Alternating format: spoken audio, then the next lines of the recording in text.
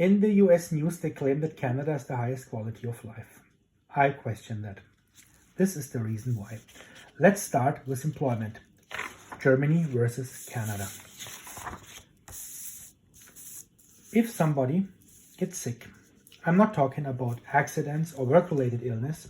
I'm just saying if somebody gets sick. In Germany, he receives their full pay for 6 weeks. It's the law.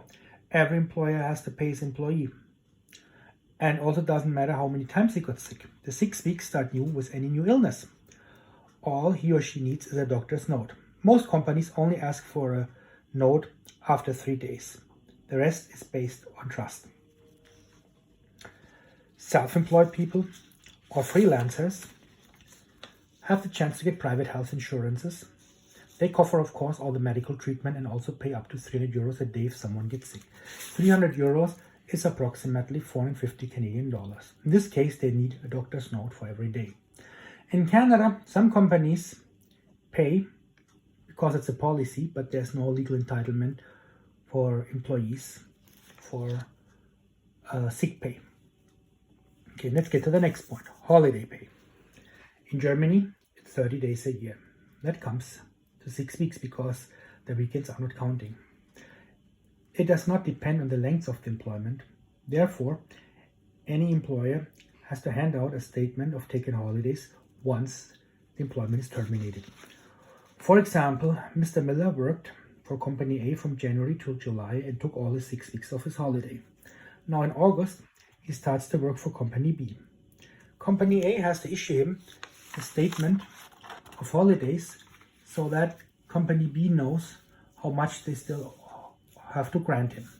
So the employer takes the financial burden with the paid holiday and not the employee. In Canada, it's 4% of the wage. So the amount of holiday pay can be determined, but then it depends in the end of how long he or she has been employed with a company. So the financial burden goes to the employee, not to the employer.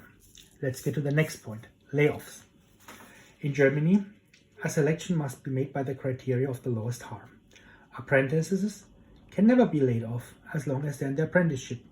Unmarried young people have to be laid off first, then married without children if the spouse stays at home, and then married people with children starting with the ones with the less children. Let's get to the next point. Paid retreat. A retreat, if somebody is obese or on drug addiction, he might need a retreat. This is called Kur in Germany, can last up to 6 weeks, and all the treatment is paid by the health insurance. For up to 6 weeks, all the employer has to pay him the full wages. Let's get to the last point, minimum wages. In Germany, it's €9.35 an hour nationwide. It comes to $14.47 Canadian. In Canada, it varies between the provinces or territories. It ranges between $11 and $15 an hour. So, my next video will be about the healthcare system. I thank you all for watching. Have a great day. Bye.